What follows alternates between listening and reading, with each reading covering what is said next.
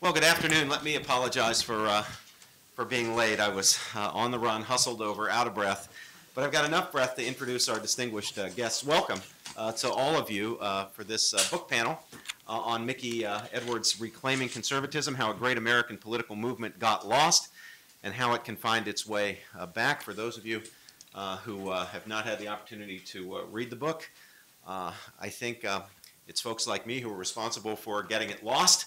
But Mickey is going to lead the way in finding its way back.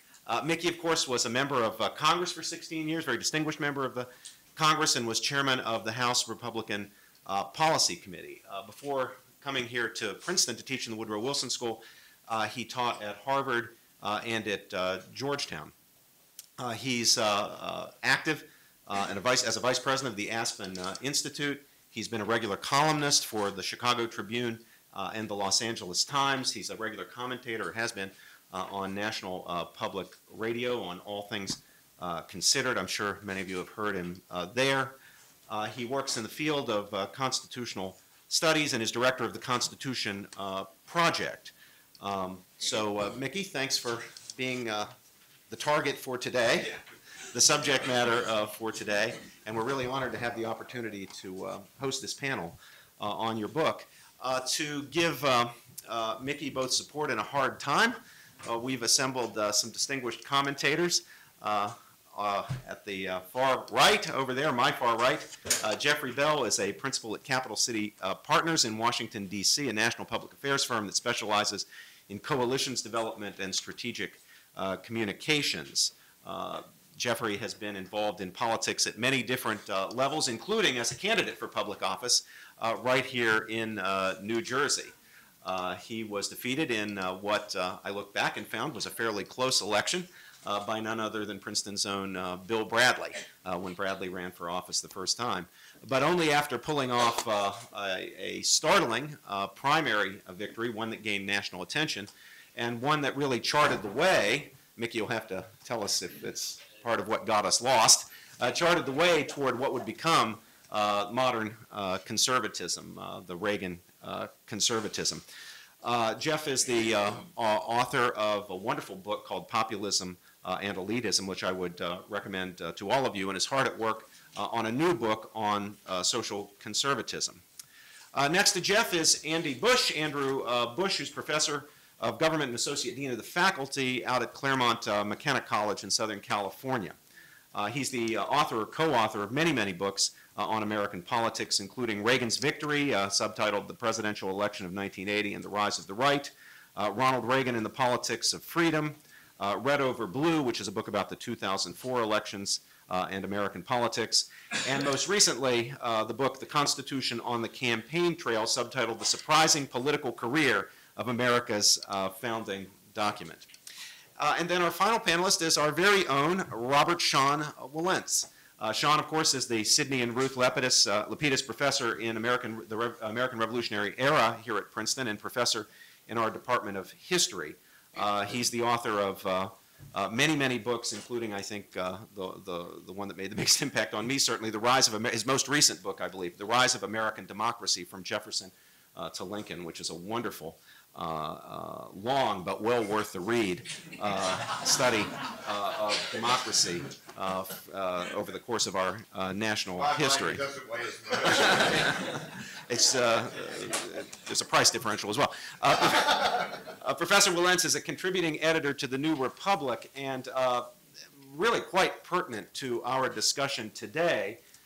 He has a new article in the New Republic. I'm not sure if it's in the print magazine, Sean, but it is in print and also online, called Sunset in America, The End of the Age of Reagan. And I find it really a fascinating study of our own situation right now politically, at perhaps the dawn of a new era whose exact contours we're not going to be able to tell right now. They're unfolding and to some extent unpredictable. Sean's thesis here is that the Reagan era had a run. It was very important in American politics.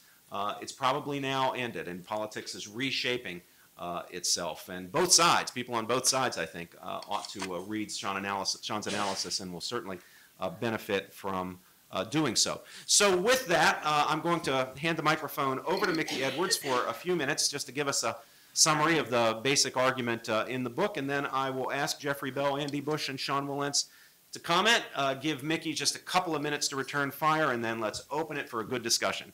Mickey Edwards. Sorry, Sean. That's okay. Well, first of all, I appreciate being given this opportunity to share some of my ideas. It's a delight to be here. I haven't met Andy before, but you know, Robbie and Sean have been friends for some time, and Jeff and I guess have been friends for 40 years. No, that can't be right, but I think it is. So anyway, it's a delight to be here. The one little anecdote that I think will encapsulate part of what my concern is, and that underlies my basic concern in the book. The title of the book, can I borrow yours, because I'm the only one up here who doesn't have a copy of it. It's Reclaiming Conservatism, and that's part of what the story is. But my publisher, I wanted to have in the title of the book something about the Constitution and the loss of regard for or concern about the Constitution, because that's really what the book is about. And my publisher, very good publisher, Oxford University Press, said, well, we can't put, it's a trade book, not an academic book, and said, you know, we can't put the word Constitution in the title because nobody will buy it, because nobody cares about the Constitution. And I thought, well, that's my point.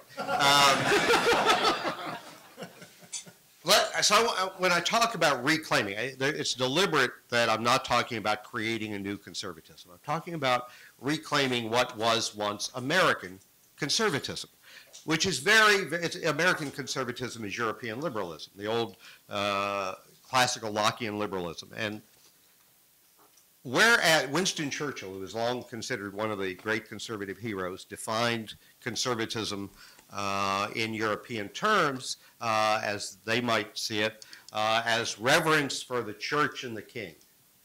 And in the United States, we don't have a king, we don't want a king, and while it's a very religious nation, a lot of Americans, as Tocqueville discovered, take their faith very seriously. We also keep it separate, or try to, from governance. So what we had was not a continuation of European conservatism. We had something different. What conservatism comes from conserve, and what we were trying to conserve as conservatives coming in the mid-60s and then later 60s and early 70s was the Constitution. It was about the Constitution. And the American Constitution was something very different from anything that had ever gone before, because the typical way in which governments were organized was, it was twofold. There was the ruler and the subjects, the ruler and the subjects. And in our system, our founders said, we're not going to be subjects, we're going to be citizens. And the difference was that rulers tell their subjects what to do, but citizens tell their governments what to do. And the way it was supposed to be carried out was by devising a system in which the Constitution not only clearly spelled out not only the powers of government, but the limits on government, and enforced those by dividing power, by dividing the powers so that no group, no branch of government, no individual, no small group of individuals could gain excessive power. And that's what Barry Goldwater's conservatism and Ronald Reagan's conservatism believed in. When Barry Goldwater rose to become the Republican, he rose and then fell quickly again, but to become the Republican nominee for president, one of the things he always used to say about every issue that came before Congress was, does it maximize freedom? Is this something that preserves our freedoms under the Constitution? Because the Constitution was designed primarily to protect our freedoms. And that's what conservatives believed. And what prompted me to write this book is to observe that many of today's conservatives, and by the way, in the book, my editor finally made me stop doing this, but I always put the word conservatives in quotes when I was talking about today's conservatives, many of whom, like the Rush Limbaughs and Sean Hannity's, wouldn't know a conservative if it bit them in the ankles.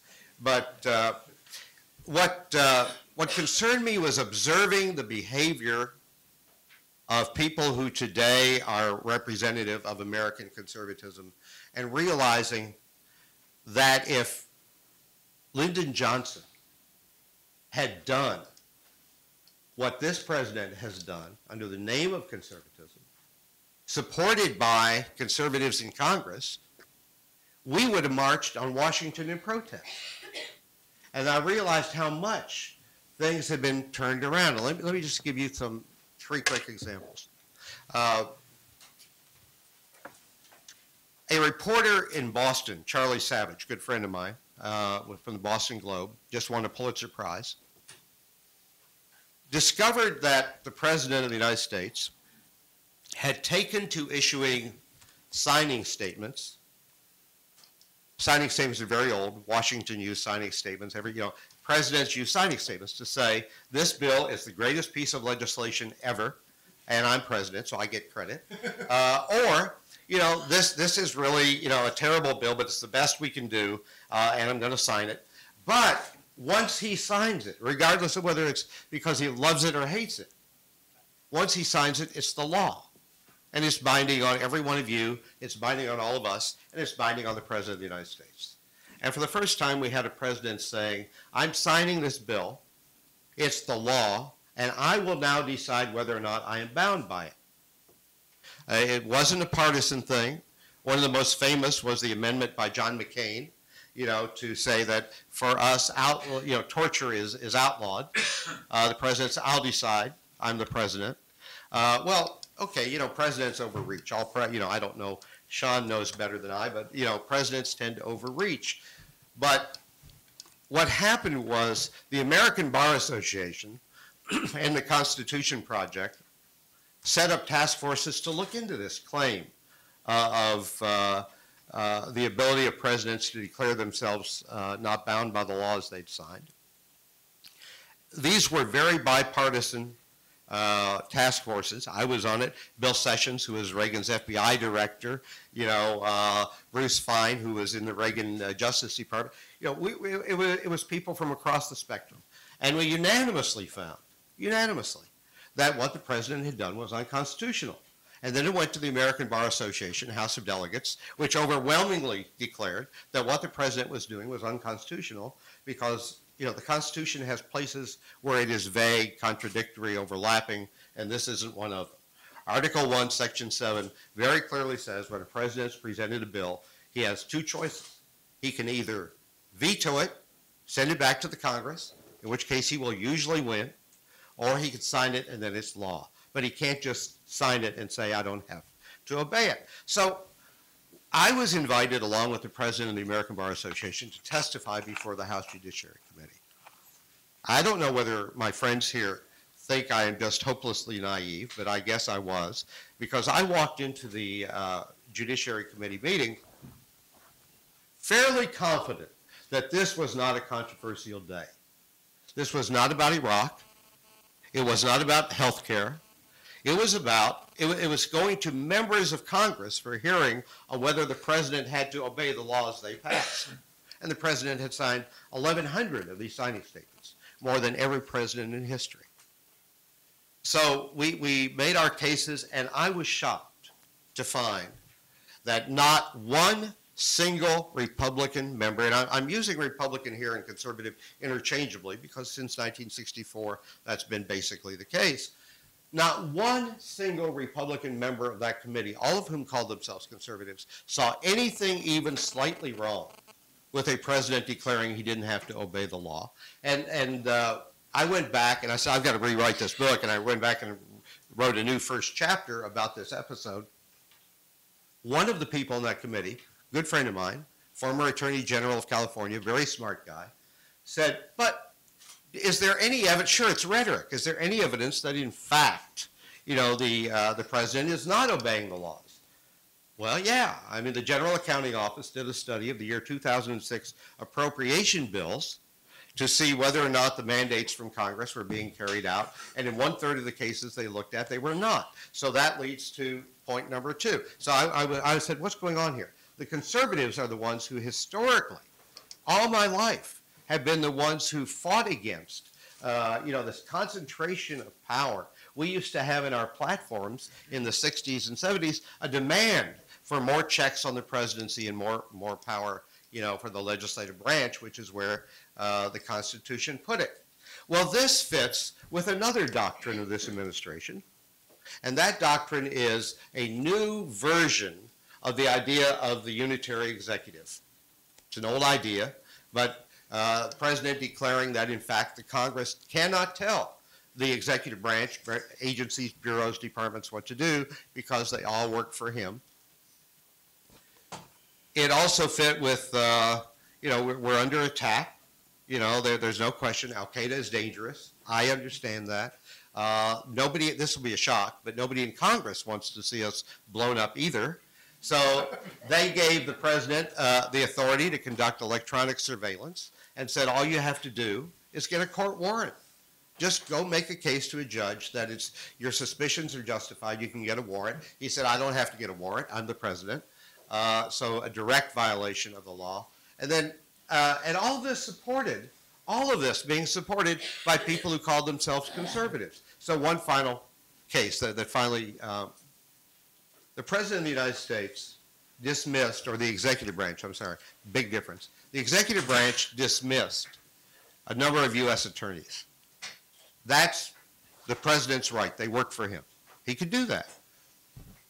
The Congress said, let us have hearings to see whether any laws were broken or whether new laws are needed. That's the Congress's right. Everybody's doing exactly what they can and what they should. So an invitation went out to the president's chief of staff, Josh Bolten, and to his former legal counsel, Harriet Miers, and asked to come testify, and they both said no. It's not a big deal, right? It's like a party invitation. You can say no if you want. So then the committee issued a subpoena. This came as a shock, I think, to a lot of my fellow conservatives, but a congressional subpoena is not like a party invitation. I mean, you're supposed to go. They, in fact, again refused, claiming another change of doctrine of executive privilege. They're immune from being questioned by Congress because of executive privilege. Executive privilege is a very well-known and proper theory, valid theory, that protects the president's right to get candid information from his advisors. But it only applies to conversations between the president and his advisors. And the president said, I wasn't in those conversations. And Miers and Bolten said the president was not in these conversations. And so what you now had was a claim by the executive, conservative executive, guy calls himself conservative, a claim by the conservative executive that the Congress of the United States, the people's representatives, cannot question any member of the White House staff about any conversation they had with any other member of the White House staff. And conservatives cheered. In fact, and this was the final point I wanted to make about where I think we have totally lost what our basic bearings were. When this went to the House voted a contempt of Congress citation on Miers and Bolten. The Attorney General of the United States, apparently under the belief that he works for the president and not for the United States, said, we're not, it may be a contempt of Congress citation, but we're not going to pursue it at the Justice Department. So the committee decided, well, what we will do is file civil charges, civil contempt charges. And when that came to the floor of the House, every single Republican member of the House, except 3, walked out. Real conservatives would have been standing on the floor demanding that the executive branch not refuse to obey congressional subpoenas, not refuse to obey the law, not declare that the president is above the law. So the basic theme of my book is that what conservatives have always been about is conserving the Constitution and the principles that it provides in terms of the rights of the American people, and where we once were. We've now seen conservatives get to this point. We created a government 200 and some years ago that was designed to protect the people from an overreaching government. And today, conservatives are supporting another doctrine of protecting the government from the people. And that's why I think we're lost. Okay, Jeffrey Bell.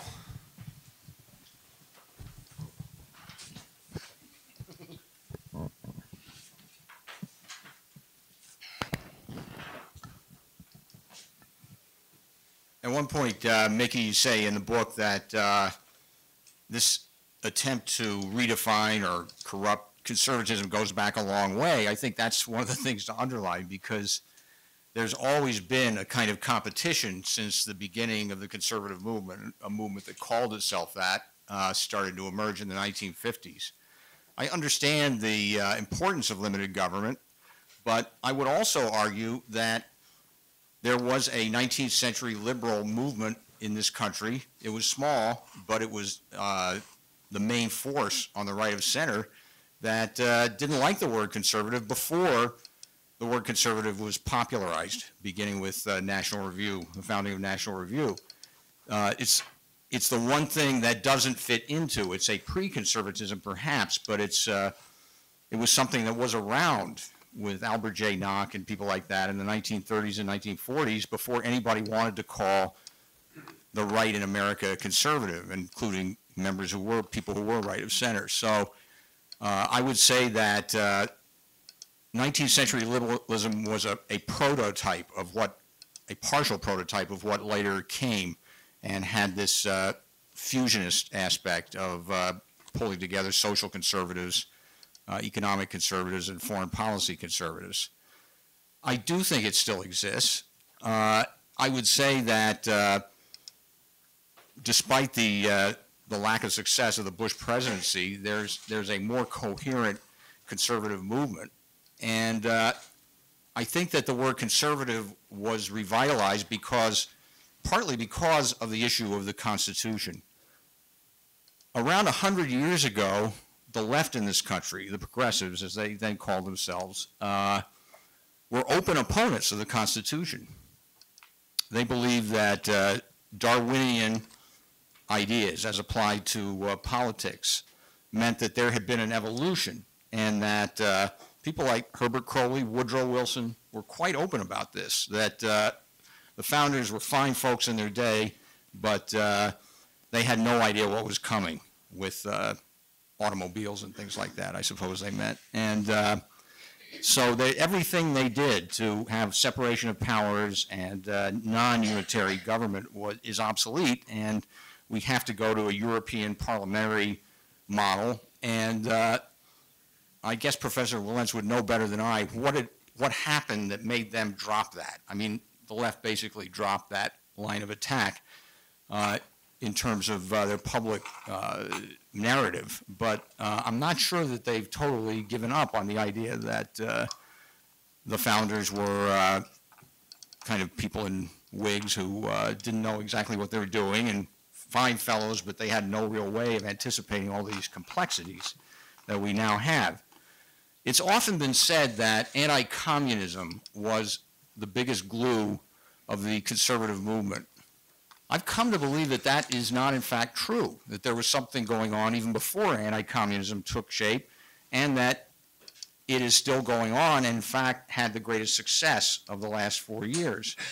And that is a judicial conservatism, or what I would say is constitutional conservatism, although we can always argue about that.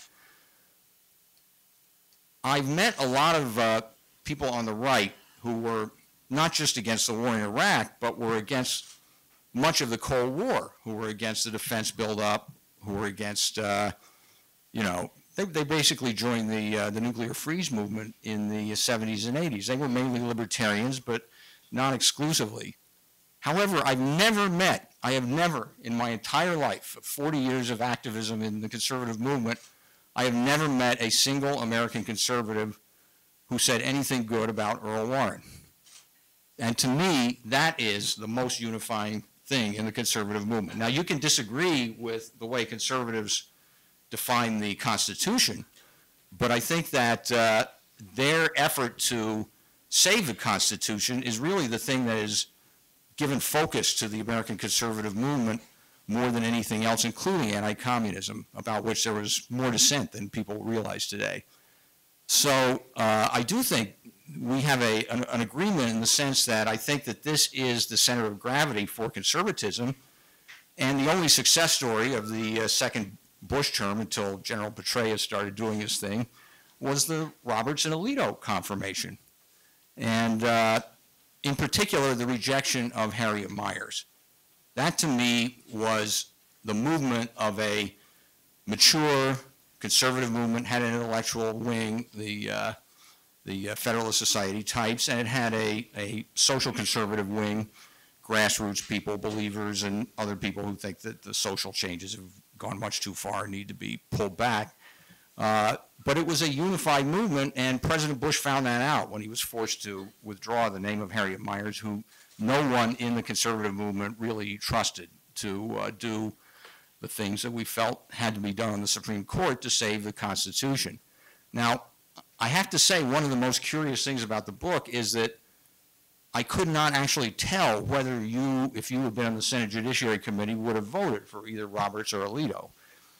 I also couldn't tell what your opinion is on whether Roe versus Wade was rightly decided.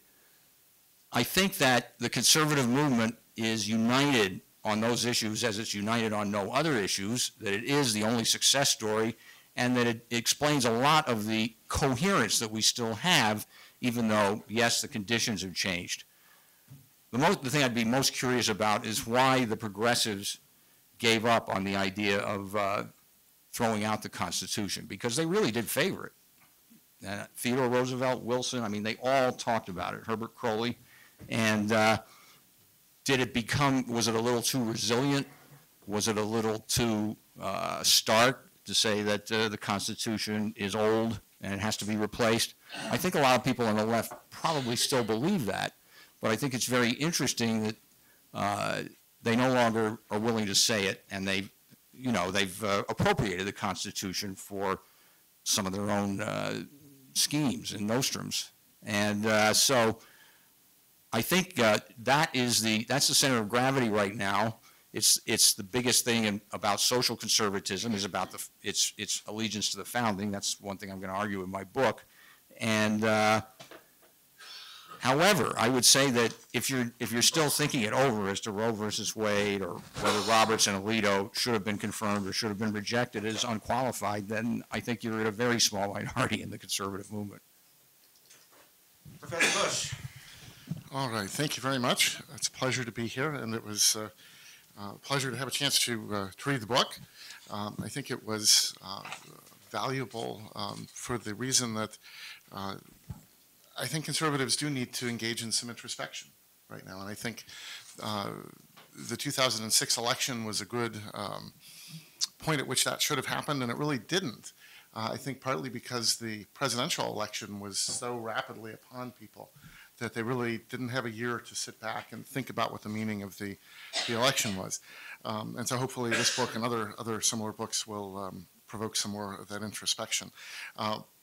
There's some parts of the book that I agree with wholeheartedly. One of them, I think the most important, is the notion that conservatives in government, and here I would make a distinction between the conservatives in government and those outside, at least to some extent, but conservatives in government, I think, did fall into the trap of beginning to love power for its own sake, and beginning to think of policy only in terms of what would keep them in power, rather than in terms of principle. And I think that wound up being a source of a lot of the specific problems that are mentioned in the book, including the President and Congress being too cozy with each other, losing a sense of institutional independence, and so on. So that I think is a very, very good point. There's some other points with which I agree substantially, but have some reservations. For example, I think there's a lot to be said for the concerns in the book in terms of presidential powers. I think President Bush should have gone to Congress more and shown more deference to the constitutional place of Congress. I think he should have had a lot fewer signing statements and a lot more vetoes. And I think the sort of the cult of personality around the presidency that you highlight, which I don't think is specific to the, unique to this presidency, is a feature of monarchism that we would do well to get rid of as quickly as possible, no matter who the next president is. So all of that I think was right on target. The concern that I have is that there was perhaps not enough context, and I think this is similar to a point that Jeff was making, which is that the idea of the growth of presidential power, or the intellectual groundwork for it, and the precedents for it have been a long time coming. And you really do have to go back at least to Woodrow Wilson, who really put forward a very clear argument that the president should be the legislative leader. The president should use the party to overcome what he considered to be the inconveniences of separation of powers. All of that was Woodrow Wilson's theory, not Bush's or Dick Cheney's, even if they might have acted on it. Franklin Roosevelt, of course, was a very active and aggressive president, in many respects the first modern president in terms of being a person to whom Americans looked as someone who would be responsible for everything and solve as many problems as possible. You had Johnson and Nixon falling under the rubric of the imperial presidency 35 or 40 years ago. And you had President Clinton, who used executive privilege, and you mentioned this in the book, at least generally, but he used executive privilege, at least sometimes in ways that were quite dubious, bypassed Congress with executive orders on regular occasion, pretty clearly felt that he himself was above the law, and went to war in Kosovo with much less constitutional authorization than President Bush had when he went to war in Iraq. So this is not a new problem. I think you could even look at, if you're looking at the particular subset of presidential powers, of war powers that colliding with civil liberties in some way. And if you were to compare Bush with, let's say, Lincoln, which you actually mentioned some of the actions that President Lincoln took in the Civil War, if you compare Bush with Wilson or with Roosevelt, Bush comes off, at least in terms of civil liberties in wartime, looking pretty good in comparison to some of the things that happened in those administrations. So I would agree with the general overview. I think that Bush he pushed executive powers too far, and that needs to be drawn back. But I would really hesitate to view him as quite as unique as you seem to view him as being in that respect. Finally, there are some aspects with which I just have to respectfully disagree, and I think the chief one of these would be the characterization of social conservatives in the book, which is not something that you talked about here very much, but it is a pretty major theme in the book. And I think particularly the conflation of social conservatives with Wallaceites, or the use of the term theocrats, which seems to imply that the social conservatives are one step away from being the next Ayatollah Khomeini.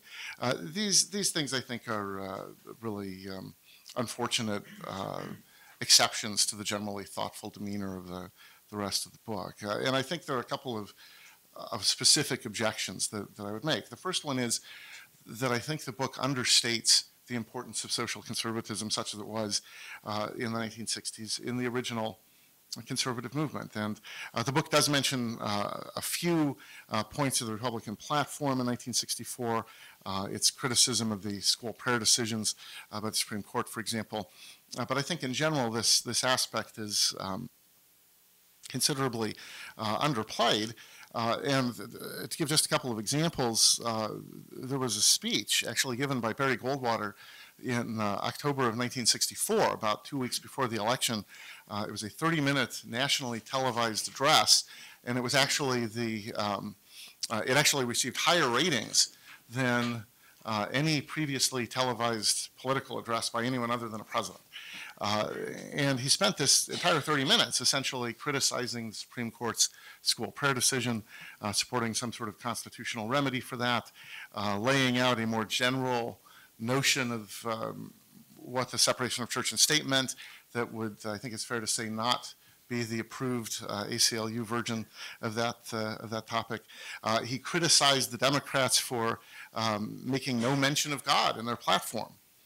And he quoted approvingly Washington's famous statement in his farewell address that religion and morality were key supports of a free people.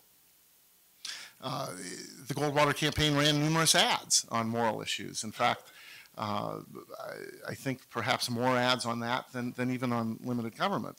And this was true to the extent that after the election, Theodore White, the famous journalist who wrote The Making of the President in 1960 and 1964 and so on, for several years, wrote in The Making of the President in 1964 that in his view, Goldwater's main contribution to American politics was that he had introduced the question of morality in American life as a political issue. Though White complained that Goldwater had no answer except to look backward to the Bible and the God of the desert. That was Theodore White's formulation. So in general, certainly I wouldn't make any claim that Goldwater was a precursor to Pat Robertson or anything like this. Many of the very controversial issues today weren't even around then. But I think a fair look at this would indicate that those sorts of issues, such as they were, played a considerably bigger role even in original conservatism than you would understand just by looking at the book. The other problem I think here is that I think Mickey is off base really in assessing social conservatism today, and I think this is apparent in a number of places where there's the kind of conflation of sectarianism, which I think hardly anyone supports, with what social conservatives actually do, which is, I think, apply broad moral sentiments that are informed by religion, which I think is not the same as sectarianism. But those two get mixed together quite a bit. And I think if you look at the actual program of social conservatives, there are actually quite a few areas of congruence between what social conservatives are trying to do and what Mickey argues are key principles of conservatism as he sees them. For example, Mickey points out, I think quite correctly, that prudence is a very important part of social conservatism, or what he calls the look before you leap principle. Very sound principle. But I would argue that that's actually key to social conservatism. That's what drives social conservatives in a lot of respects is that very principle of look before you leap. In terms of gay marriage, in terms of the Equal Rights Amendment in the 1970s, and just generally, if you look at the cases in which, moments at which social conservatives have been mobilized, it's been almost exclusively on a defensive and ad hoc basis. That is, they haven't really approached politics attempting to impose a broad moral view on things. Rather, they've mobilized when some long-established moral or social principle in the law has been upended by liberals, so usually acting through the judiciary. This defensive approach, I think, is really based on the look before you leap principle. I think there are a couple of other key principles: adherence to self-government and the consent of the governed, and adherence to the rule of law, defined perhaps by strict constitutionalism, both of which really animate social conservatives in many ways. Getting to Roe v. Wade, of course, which you could see as both a violation of consent of the governed and a real, social conservatives at least would argue that it was a real affront to the rule of law, being quite loosely grounded in the Constitution. If you look at specific pieces of their agenda, I think you have to come to the conclusion that it's actually much more Lockean and much more decentralized than they're often given credit for. On abortion, their key objective, they often say, and I believe them, is to protect the right to life. That's a very Lockean notion, and in fact, in their arguments, they quote the Declaration of Independence much more than the Bible. If you look at education, their program, what is their program? Vouchers, homeschooling, parental rights, all of these things are individual rights or an attempt to carve out a sphere for individuals and families to be free from what they consider to be the heavy hand of a bureaucracy, an education bureaucracy. If you look at gay marriage, there is the national federal marriage amendment, which I think runs counter to this general picture. But if you look at where they've really mobilized strongly and effectively, it's been in local and state ballot initiatives, and it's been in the Defense of Marriage Act, the primary effect of which was to protect federalism. Finally, there are a large number of issues where they've mobilized, social conservatives have, to try to prevent federal funding of what they consider morally questionable programs that they also consider to be peripheral activities of the federal government. Stem cell research, for example. President Bush, contrary to widespread opinion, did not ban stem cell research. He issued a policy that did not allow for federal funding of most stem cell research. The controversy over the National Endowment of the Arts about 15 years ago was not a controversy about censorship. It was a controversy about whether federal funds should be used to fund art that many, many Americans considered objectionable. And even family planning, which Mickey brings up, is a sort of contrast between the platform of 1972 and the current platform, is another example of this. In 1972, the Republican platform said, yes, we're going to spend lots more federal money on family planning.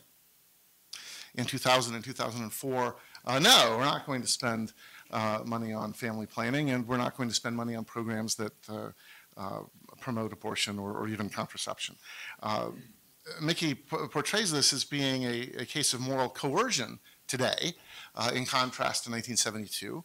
But I would argue that in that case and in the other cases that I just mentioned, the social conservative position is actually the libertarian position, and the other position is actually the morally coercive position, because what the social conservatives are proposing is that, in fact, the coercive power of government should not be used to extract money from taxpayers involuntarily, to then use it on a program that is considered morally highly problematic by many of those taxpayers in areas that are nowhere close to the core functions of the federal government, or even often the state or local governments. And the people on the other side of the debate are arguing that the government should use its coercive power to tax people who find these programs immoral, even though they are not anywhere close to the core functions of government. So I think, unfortunately, in this respect, I would have to say that the book gets almost exactly upside down, which side is the morally coercive position and which side is not. So in that area of social conservatism, I guess I have to register a dissent. But as I said, many other parts of the book I found very on target. Professor Wilentz. Thanks a lot. I'll be real quick. It's really a pleasure to be here. Thank you for the invitation. Thank you for those kind words, too, about that piece. And I would be remiss, actually, if I didn't say that in exactly 1 week, a large book called The Age of Reagan by me about all of that will be coming out. That's my publisher somewhere back there. I've read it. It's a good book. He liked it. I like it. And I like your book, too. Most liberals do, I bet. That's true. As the liberal of the bunch, I just feel like I should just step back and let the conservatives do it. And, you know, we're all, liberal or conservative, we're all FOMs here. We're all friends of Mickey's. That's true. Who is a patriot, who is an extraordinary American. So where's the flag? I don't know. 2 hours to leave Congress. Yeah, there he goes. Now the mics are on. Oh, the mics are on? Mics aren't on? All right, should I shout? On. There we go. As the liberal of the bunch, you know, I look at the subtitle here, how great American political movement got lost, and I think, are we talking about conservatism or liberalism? Can't hear me? Can't hear me? Betsy? Are they all dead? Should I can just shout. Can you all hear me back there? Yeah, we can hear you.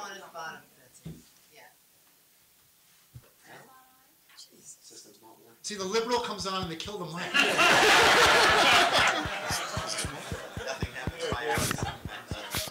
I don't think it's, is this better?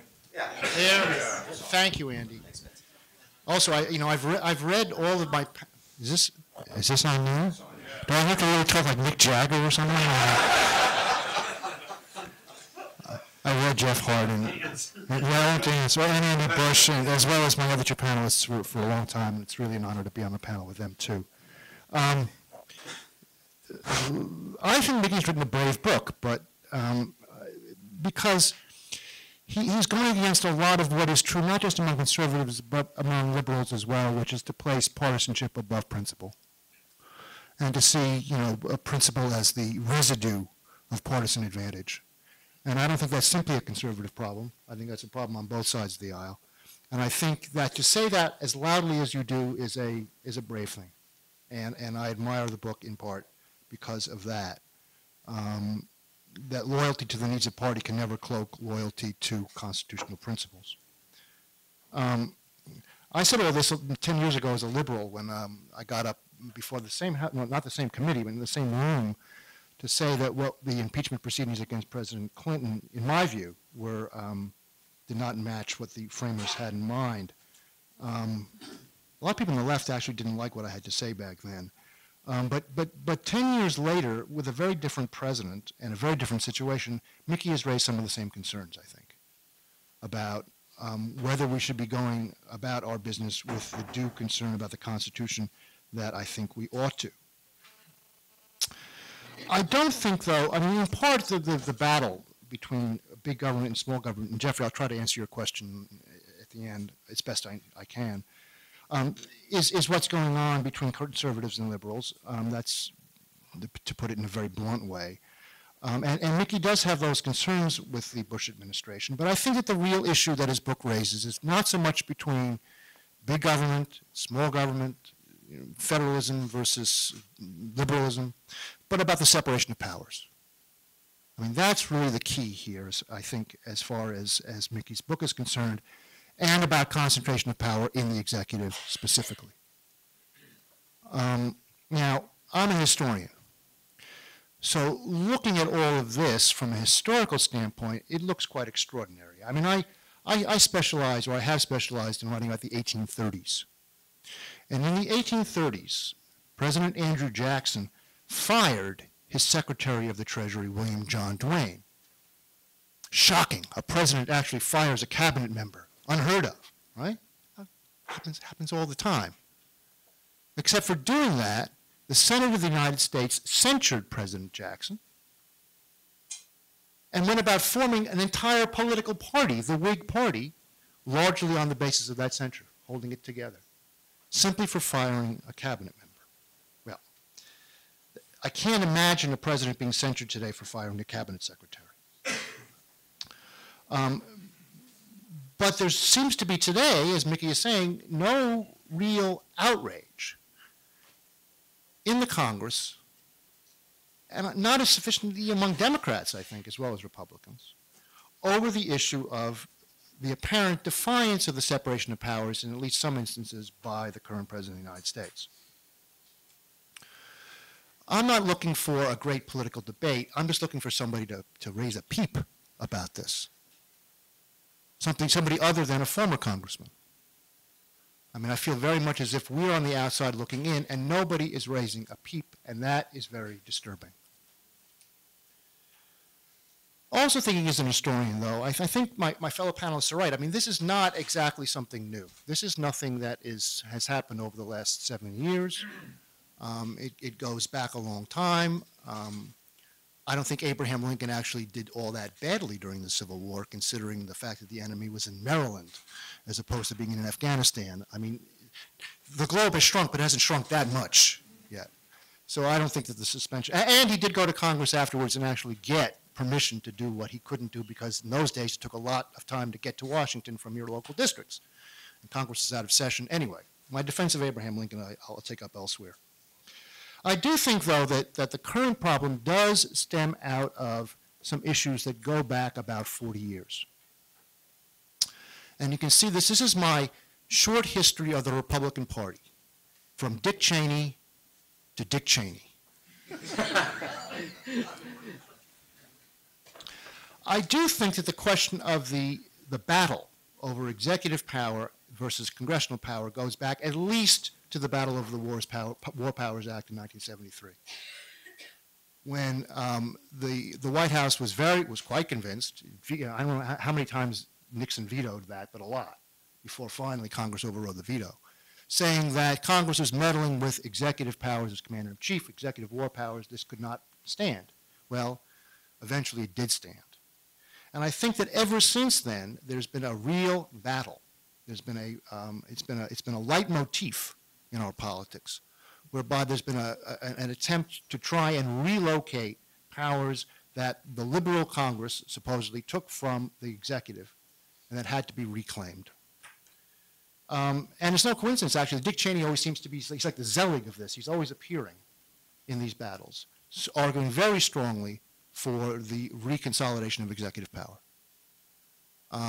We saw it a bit during the Ford administration. We saw it in particular during the Iran-Contra affair, where the question of whether President Reagan had acted constitutionally or not was broached. The majority report coming out of Congress said that he had not taken sufficient heed of the take care clause, take care that the laws are heeded. The minority report said nothing had been done wrong. That in fact, if anything, Congress should never have had passed the Boland amendments, which is something that's debatable, but that President Reagan's only mistake was to not take a stronger stance for robust executive power. Now, however you come out on that issue, I think that what we're seeing today is in fact related to all of that as part of a historical development. The author of the minority report, or rather the head of the committee that released the minority report, was Representative Dick Cheney of Wyoming. Today we face a similar kind of question. And in fact, when asked about this, Vice President Cheney said, well, go back and read the Iran-Contra minority report and you'll get a sense of what I'm talking about. Is that I think that there has been a re-engagement of the battle over executive power that goes back 40 years, in which I think the executive has not simply, or the current president has not simply restated a robust view of the executive, but in fact has overstepped his bounds. And I think that the signing statements that Mickey points to are the thing that should be getting people most upset. Not simply because they're unconstitutional, not simply because of what might happen if, God forbid, the Democrats actually win a presidential election, which they don't seem capable of doing, you know, under the best of circumstances. You know, you don't want, conservatives don't want a Democratic president saying, I'm going to, obey some of these laws, some of this law, but not all of it. You know, it's just not the way the government works. As Andy said, if you have a law that you don't like and you're the president of the United States, you veto it. That's what the Constitution says you should do. You should not be circumventing that. So I think that this grows out of a longer standing battle that goes back to the Vietnam era that in fact helps define the age of Reagan in some ways, but in which I think we're going to have to move on if we're going to find the Constitution still as intact as we would like it to be. And to still see in the end that principle should always trump partisanship no matter who is in charge of the executive. And I think at the end of the day, that is what Mickey's basic point is, and it's one that I applaud most loudly. Well, please join me in thanking all of our...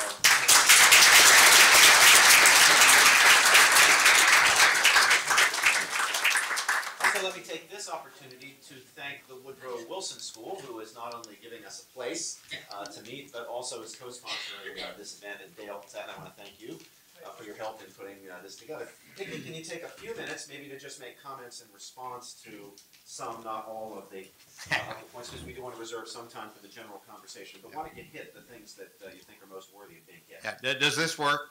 Yes. Yeah. Okay. You got the mic. I've got the mic, right. I'm sorry, Sean. But, well, yeah, I'll be very, very fast. Just a couple of observations I wanted to make.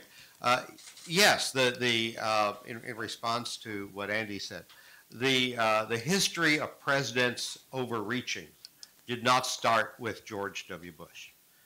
No president in American history has ever done it as consistently, as broadly, as pervasively as George W. Bush, but it's been done before.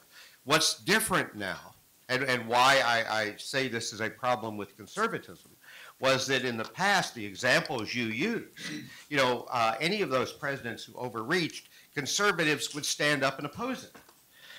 Now conservatives, because they, to use a point that Sean made, because we have put party above principle, conservatives, if the president is of the same party, end up supporting it. That's been the fundamental change. And the Congress, under the Madisonian scheme, was supposed to serve as a check on the executive, not to serve as White House staff, which is how the Republican Congress acted, during the time when they were in charge and the president was in the White House. Two quick points about that. Sean mentioned Iran-Contra and the whole funding of the Contras, which I was involved in. And at one point, I was very opposed to the Boland Amendment, which prohibited aid to the Contras. I thought aid to the Contras was, in fact, the right thing to do, and I still think that. But one of my legislative assistants came to me and was very upset about the Boland Amendment. And he said, Mickey, this is really outrageous. The president is in charge of foreign policy. It's Congress is intervening, Congress is meddling, and you ought to, stand up on the House floor and say so. And I said, well, you're absolutely right. You don't ever disagree with your staff. And so I said, I'll do that. I will get up on the floor and I will give a speech. I don't want to sound more stupid than I usually do. So I want you to get an easel and a pointer and get a copy of the Constitution and blow it up really big and highlight the parts that say the President of the United States is in charge of foreign policy. He came back a couple of days later and said, well, I can't find it. It's not there. Another quick little story. Some of you familiar with a writer in Washington, D.C. named Dana Milbank. He's a columnist. And he was writing this story where he was telling about the president, the current president, getting ready to go overseas. And while he was overseas, he was going to be meeting with foreign leaders. He was going to be meeting with, meet with presidents and prime ministers and so forth. And so the way Milbank wrote this was that for the coming week and a half, whatever it was, the president was going to be stepping out of his role as head of government to act in his other role as head of state, the official role to other governments. So, and then, what does this mean about treaties, basing agreements, and all this stuff? And so I asked my class here at the Wilson School about that. All right, let's parse that for me. For the next week, the president is going to be stepping out of his role as head of government to act in his other role as head of state. What do you get out of that? The president's not the head of government. It's not a parliamentary system.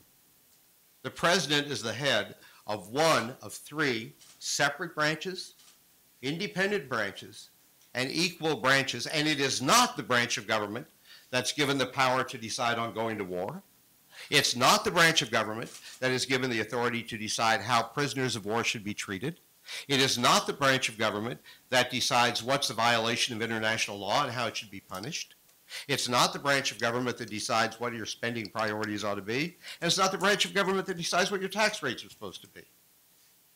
The founders deliberately took all those powers that marked the monarchies of Europe and withheld them deliberately from the President of the United States and put them in the hands of the people's representatives in Congress. Go read your Constitution. The President is not the head of government. He's not even mentioned, in Article 1, which is which is where most of these powers reside. Finally, let me just a quick comment about the social issue, because Andy raised this and it should be addressed. I don't talk a lot about it, but I will say, first of all, you mentioned Planned Parenthood, and one of the examples I used of how we have changed is one of the Republican candidates for president this year was attacked because he had made a contribution to Planned Parenthood. In Arizona, the annual award given by the Planned Parenthood Association to the legislator who most strongly supports Planned Parenthood is the Barry Goldwater Award. So, that one example of how we've changed. In terms of separation of church and state, it was misstated by the left a lot. It was not anti-religion. It was a protection of the right to practice religion. But the way I put it in my book is that we are a religious people. Tocqueville discovered that. We are a religious people, a people to whom faith matters a lot. But we are a secular nation. And there's the difference. The idea of religious faith informing how you relate to other people, how much charity you show, how much compassion you show, how much tolerance, all the things that good religions help instill in us should inform, as the Pope said recently, our daily lives, but not the lawmaking to impose rules, regulations, behaviors on a diverse nation of 300 million people of a variety of beliefs. That's where we differ. We are a nation where conservatives always believed in religious practice and religion separate from government doctrine. And that's the point I try to make in the book. So, okay, I'll stop there. Very good. All right. The floor is open. It's our custom and tradition in the Madison program to begin by reserving a little time for student questions. Students aren't restricted to this time. You can raise your hand at any point. We do like to begin with students if possible. So you, sir, you can start us off. Thanks. Betsy, do you want to have a microphone? Oh, they're in here. Okay, great. Go right ahead. My question is for either Professor Edwards, my instructor, or any of the other people on the panel. You didn't talk much about the Supreme Court. graded and all that. Yeah, go ahead. Okay, my question is about the Supreme Court, because it wasn't mentioned very much in the presentation. Does the Supreme Court, as currently composed, protect conservative ideals, or will it be a Supreme Court that will take away from them in the next couple of years? Well, I'll answer quickly my take. I was disturbed. Yeah, I find a lot to like about Roberts and Alito. I don't have any problem with them. I was disturbed when they were going through the confirmation process because they had given rulings in the past in other situations where they seemed to be supporting an expanded idea, extra-constitutional idea of executive power, and they weren't really being questioned on that. And so I was fearful that we were putting two people on the court, regardless of all their other virtues, who might sign off on some of this overreaching by the executive. And I have been absolutely delighted by several decisions they have made, whether it's the Hamdan case or telling the president, you can't tell the Texas courts what to do. So I've actually been fairly pleased with the way they have actually operated in terms of executive power questions. Any of the other panelists want to comment? No. Okay, other students? We have a mature student. There you go. He looks like a student. Go ahead, sir. Your youth has brought you to the floor. This question is for Professor Edwards. It goes back to your comment. One of the things that you particularly dislike about the current president is these signing statements. If I may, I'd like to read one paragraph from National Review magazine, which I just happen to have with me. Senator McCain says that he would never, he repeated the word 3 times, issue a signing statement. Nearly every spending bill, the article continues, nearly every spending bill includes a legislative veto, and the Supreme Court has rightly held that this practice exceeds the legitimate authority of Congress. If the president concludes that he has to sign spending bills to keep the government running, he will then have only unpalatable options. 1, violate his oath of office and enforce the unconstitutional provision, or 2, disregard it without issuing any explanatory statement. It goes on to add, Senator Obama's take on the question is much more thoughtful. This from National Review. He objects to the use of signing statements to raise implausible or dubious constitutional objections to legislation, but he understands that such statements are sometimes necessary. Comment? If the president signs a piece of legislation that he believes is unconstitutional, he is violating his oath of office. So that's not, if he believes that the provision in there is unconstitutional, he should not sign it. Secondly, he should veto it. Secondly, whoever wrote that has never served in Congress, because the way it really works is that a president, when he finds something objectionable in a bill, he sends a note to the Hill, and in it he says, if this provision remains in the legislation, I will veto it, at which point the Congress revisits the objectionable arguments, objectionable provisions, and almost always takes them out.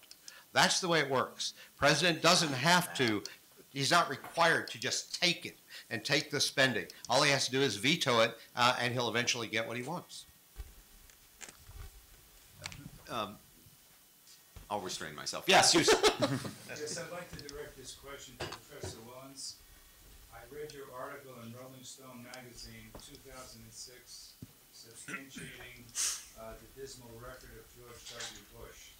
I'd like to ask you in the panel if George W. Bush could run for president again in 2008, do you think he would win again? No. Yeah, the polls don't seem to show that would be very promising. About the polls, do you know what the president's approval rating is at the moment? I mean, you know, whether you like him or dislike him, the reality is the poll. He hasn't campaigned either. He hasn't done anything. His mouth shut. So, actually, since we're not willing to, why don't you tell us what you think? Would he win again? I think he would win again. He would win again. All right. Who's next? You, sir. This is a question for Professor Busch. You stated that social conservatives have taken a defensive action for the most part, but isn't the pressure for teaching creation science and intelligent design an exception to that? Which one works? I'm not sure if this one works. Does this one work? Well, it depends how far back you want to go. Right? To think about the initial thing that they disliked. Yeah, I'm not sure. I mean, there does have to be something of a statute of limitations, I suppose, on the starting point of any of these things. It might not fit. I don't think every issue fits exactly. I think Mickey points out a couple of issues in the book where they don't act exactly that way. However, I guess the one thing I would say is that generally speaking, even in those cases, at least for the last 30 years or 25 years, those have not been an attempt by social conservatives to teach only creationism. Right? It's been an attempt to allow it as a sort of an alternative view, which people, scientists, generally speaking, don't like. But nevertheless, it hasn't been an attempt to monopolize. It's been an attempt to provide an alternative view, and I think that could fit in a notion of individual liberty as well. Whether you agree or disagree with the science of it. You look like a student. I am. Yeah. Good. It's for Professor Edwards or whoever wants to take it. What was different about signing statements, say under the Clinton administration or other administrations? Was it a difference in tone or content of the statements, or in quantity primarily? Because I'm under the impression that other administrations have also used signing statements. And the second part to that question is, what was the reaction from Republicans in Congress to Clinton's use of signing statements? They were different in every way. Number one was in quantity. This president issued more signing statements than all of the other presidents in American history combined. Second was what he said in the signing statements. Other presidents, as I said, George Washington, all other presidents that I know of, issued a statement when they signed a bill, saying what they thought of the bill, what was intended by the bill, but they did not claim that they weren't bound to obey the law. Once, it's a slippery slope. When you start saying that because there may be reasons you got to get the money passed for a new bridge in Minnesota, that therefore you have to sign a bill even if it's unconstitutional, just doesn't hold water. And I think that's what the president was doing that was different. It was his statements that he was not bound by the laws that he was signing. That's dangerous. I cannot imagine anything more dangerous to a free country than a president declaring that he does not have to obey the law. He cannot sign it, but he has to obey it. Could we explore that just for a second, Mickey? You may do it, Yeah, Bob. okay, thank you. Presidents sometimes come into office, and legislation is in place that they regard as unconstitutional. Is it your view that they are bound by their oath of office to enforce that legislation, to enforce those laws? Or may they, because they judge the law to be unconstitutional, they've sworn an oath to uphold the Constitution, simply refuse to enforce what they regard as unconstitutional laws? So let's take out for the moment, just to sort of begin exploring the case, the question of whether a president is signing a bill, and just look at the president's obligation with respect to laws that he inherits, that are in place when he comes into office and he regards as unconstitutional. Robbie, I could conceive of somebody perhaps getting elected president who does not believe the Civil Rights Act of 1965 was constitutional, and therefore he's not going to enforce it. When the president is sworn in, he takes an oath, to uphold the laws, not just to defend the Constitution, to uphold the laws. The president can submit to the Congress his proposals for legislation to overturn the previous legislation, which he believes unconstitutional. He can seek for ways to get a court case where it's challenged in the courts. He has lots of ways. You know, I don't think any president is required to do things he thinks are wrong. There are other avenues. You can't just ignore the law, though, because where do you stop? Well, okay, then, I mean, the next question will be obvious. Should Jefferson have enforced the Alien and Sedition Acts? The Alien and Sedition Acts were repealed. But- Two of them expired, actually. Yeah, they expired, but assume Jefferson comes into office with the acts in place. Should he enforce them? No, what he should do is get the Congress to overturn them. But as long as they're in place, he would enforce them. You know, Well, okay, it's not an obvious view, right? I mean, there are plenty of people, including Lincoln, would disagree with that. well, yeah, well, I don't know about Lincoln. Now, wait a minute, Yeah, I mentioned the, Lincoln's suspension of habeas, right? I do mention that. Habeas under the Constitution can be suspended in the case of invasion or insurrection, which is what we had. And he did, as Sean pointed out, he went to Congress for approval. He did it, and then he went after the fact to Congress and got them to approve it, which was perfectly constitutional. David Erickson. Yeah, this doesn't have to be hypothetical. Every president since the War Powers Act was passed has claimed they do not have to obey the War Powers Act, starting from Ford on. That was, I think, one of Professor Wilentz's points. It really starts with the War Powers Act and the way presidents have treated that, and Congress has never taken president to court. I mean, I think what this reveals is a real issue here, and you can't sort of dismiss the issue by saying the president has an obligation to enforce the laws, and gee, it's really bad when a president says he doesn't have to obey the law. The whole question is whether he's required to obey punitive laws that he regards as unconstitutional. The answer is yes. I mean, he is. And the argument is? Well, look, let's take the War Powers Act. The War Powers Act, in my view, intruded on the powers of Congress, not on the powers of the president. You know, if you look at the Constitution and where the power of declaring war resides. But the War Powers Act is one that the Congress can revisit at any time. One of the points I'm making in here is that this is about what the conservative position ought to be. You know, I'm not surprised if people on the left think, that you should have government that's big enough, powerful enough to do the things that they think are good. But conservatives always oppose those. The first President Bush, H.W., before the first Gulf War, said that he did not need the approval of Congress to go into the war. Why did he go? Because the Republican leadership sitting in the cabinet room at the White House, myself included, the Republican leadership all said, no, Mr. President, you don't have the power to do that. You need congressional approval. And that's why he did it. So what's different now is that that branch of government, that branch of political philosophy that always stood up and said that there are limits on presidential power isn't doing it anymore because, good question about who wins the election, because party has trumped everything else. So that what happens now is if you're a Republican congressman and you have a Republican president, you see the president not as the head of another branch of government, which our Constitution requires them to keep a check on, but as your team captain. Well, you keep a check on the head of another branch of government, but you defend your team captain. And that's what I think has happened. Jack, were you trying to... Yeah, I'd like to ask Mickey, do you think there are instances when Congress overreaches its power? Oh, sure. Could you give me an example? One doesn't come to mind, but I know that, the Congress overreached a lot, when I thought when the Democrats were in charge, when Sean was in charge. It's all my fault. What do you...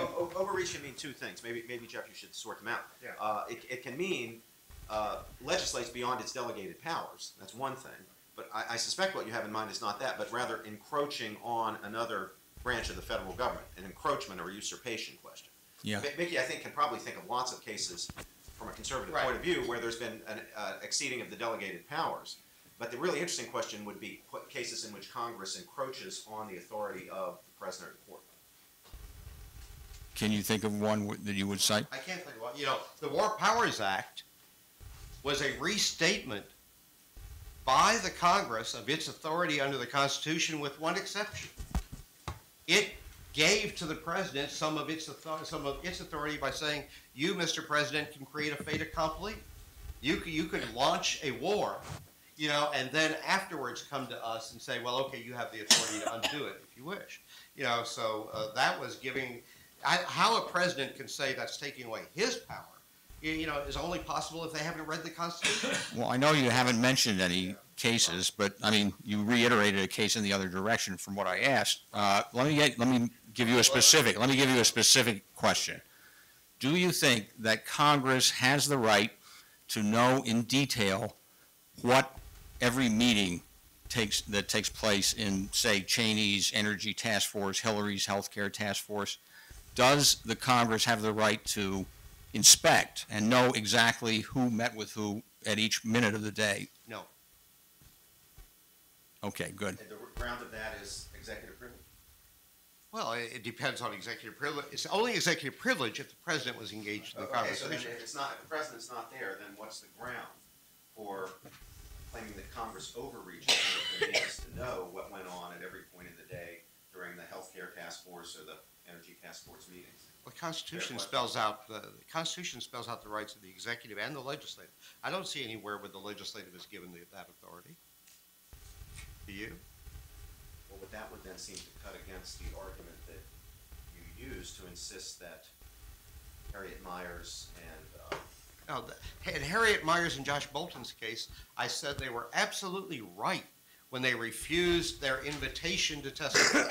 They were not right when they defied a subpoena. So if the subpoena power were used to get detailed information about what went on at every moment during the Hillary Clinton healthcare task force meetings, They would be required to answer the subpoena and show up. They're not required then to say any more than, good morning, Mr. Chairman, I'm glad to be here. Okay, so your problem is that Harriet Miers is that she didn't show up. If she showed up and simply read from the phone book, it would have been okay. Sure. Okay. I haven't recognized anybody on this side. Yeah, you, sir. In all of these instances, you start with disagreement. Congress says one thing, this is a wonderful law, and it's constitutional. President Smith in the future says, I wasn't there when it was passed, I think it's unconstitutional. Why should the default position be that he has to obey the law instead of saying, I'm not going to obey it, sue me. If you want an answer, go to the Supreme Court.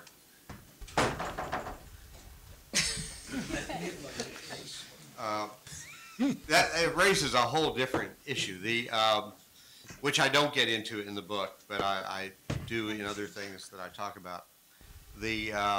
So if I can just get off on a little, the courts have over the years, the Constitution requires, gives to the Supreme Court, which is the only court mentioned in the Constitution, authority over cases and controversies, but the court decides what's a controversy.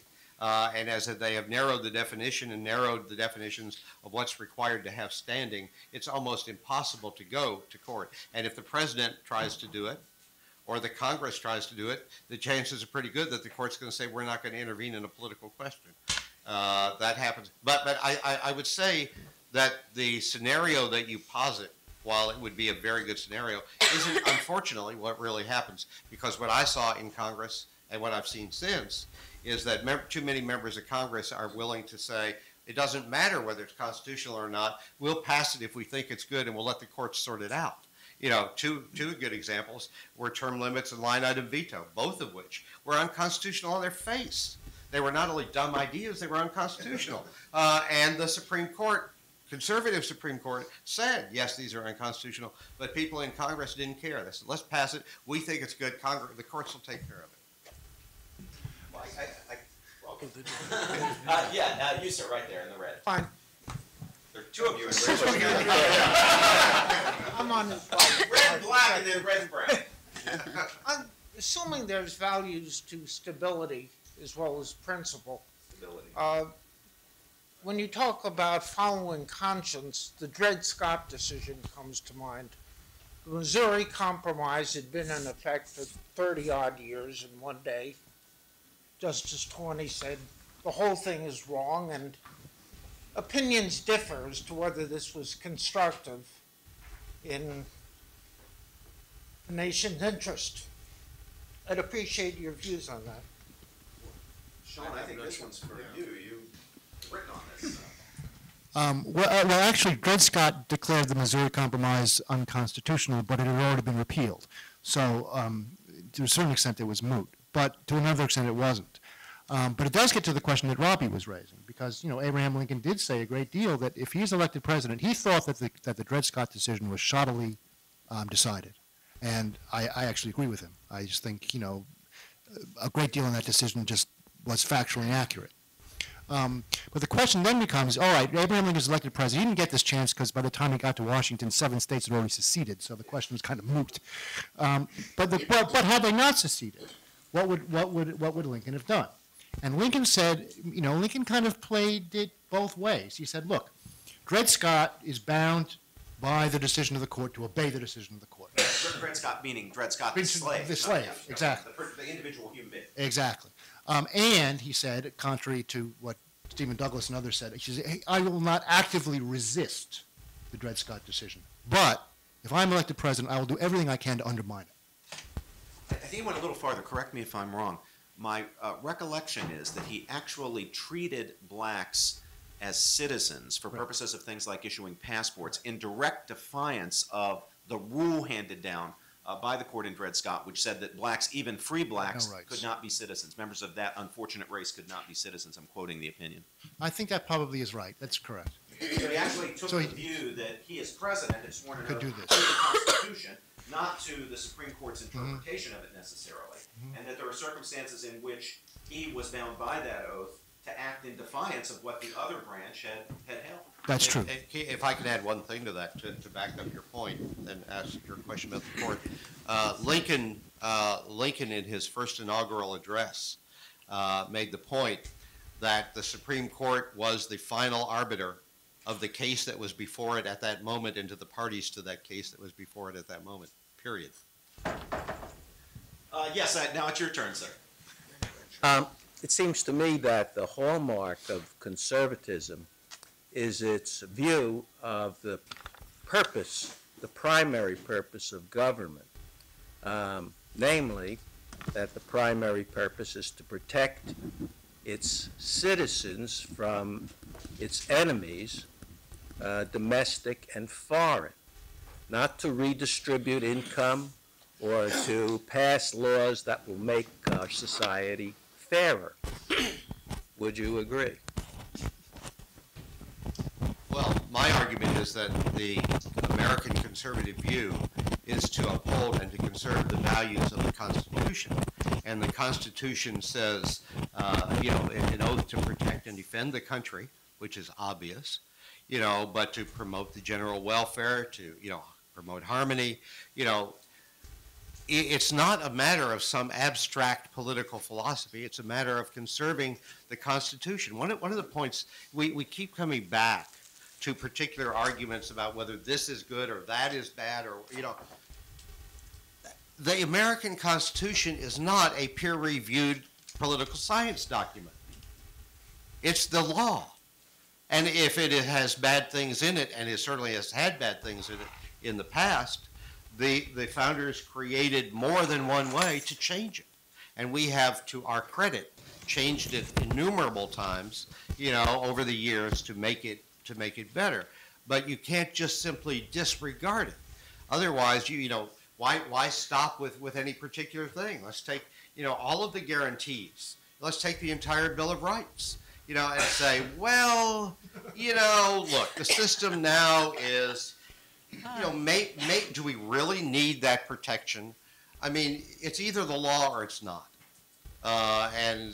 Just to disregard it cavalierly, as my fellow conservatives have been doing in the name of some greater good that they desire, is, I think, very dangerous to the kind of a system we have that is promoting liberty, and that's its primary purpose. You know, I've never thought of the fact that the Constitution of the United States is not a peer-reviewed document. I guess that means that James Madison could not have gotten tenure at Princeton, Sean. Well, I always consider ratification of the Constitution sort of a form of peer review. Oh, gosh, I'm so hands in the air. We're running out of time. Mr. Corey. Just wondering, talk into something like a microphone at the desk so it'll be recorded. I'll just shout. I'll just talk louder. Yeah, your understanding and waiving of the Constitution with respect to executive power and relating to things that might relate to national security. I'm wondering why it's so selective in the sense of why isn't there a concern if you're taking this strict approach to the Constitution about issues like the issuance of the currency, the Federal Reserve System, whether the income tax is constitutional, whether arbitrary definitions of personhood are unconstitutional. In other words, it seems like you're taking certain parts of the Constitution and you're taking the letter of it and you're applying it here very, very forcefully with respect to issues that have to do with national security and other things. But there are other blatant parts in the text of the Constitution that are clearly being ignored by just a simple read of the text of the Constitution and what the meaning is. And why are you being so selective in terms of that application and not concerned about these other areas? Yeah, we don't do much about letters of marque and all that anymore. But, you know, the point of my book is about how conservatives who once supported the principles of guaranteed liberties, separated powers, the constitutional framework that constrain, we don't live in a democracy. We live in a mediated, constrained democracy. And part of the way that we enforce that is by putting great power in the hands of the people through their elected representatives. That's what we do, and that's the point I'm making. I don't have anything in here about, you know, there is nowhere in here where I try to take every line of the Constitution. I don't worship, you know, despite the fact that he went to Princeton and I think he was maybe the greatest American ever. I don't worship James Madison. You know, I worship him more than I do Andrew Hamilton, but you know, that's not the purpose of my book.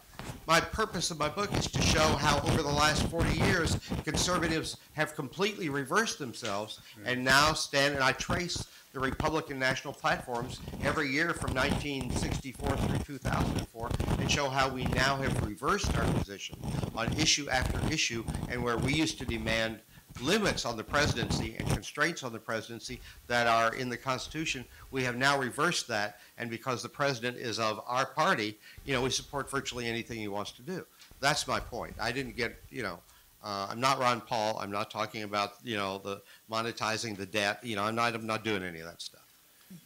We're running out of time. Dr. Schwartzberg, quick one. In reference to the comments about the possibility of another Bush term, one might point out that despite Bush's horrible popularity, there is one institution of government which even has a lower, which is the United States Congress. Secondly, the reverence for and that may well indicate that the people of the United States do not have a great deal of faith that government can really solve its problems. And that, in the long run, may contain the seeds for a conservative revival. Well, on that note, I do urge everyone to have a look at Professor Wilentz's New Republic article. It raises issues about what's next and whether the conditions are in place for conservative revival or something else. And let me take this opportunity to thank the Woodrow Wilson School for co-sponsoring, and Jeffrey Bell, Andy Busch, Sean Wilentz, and Mickey Edwards for this event.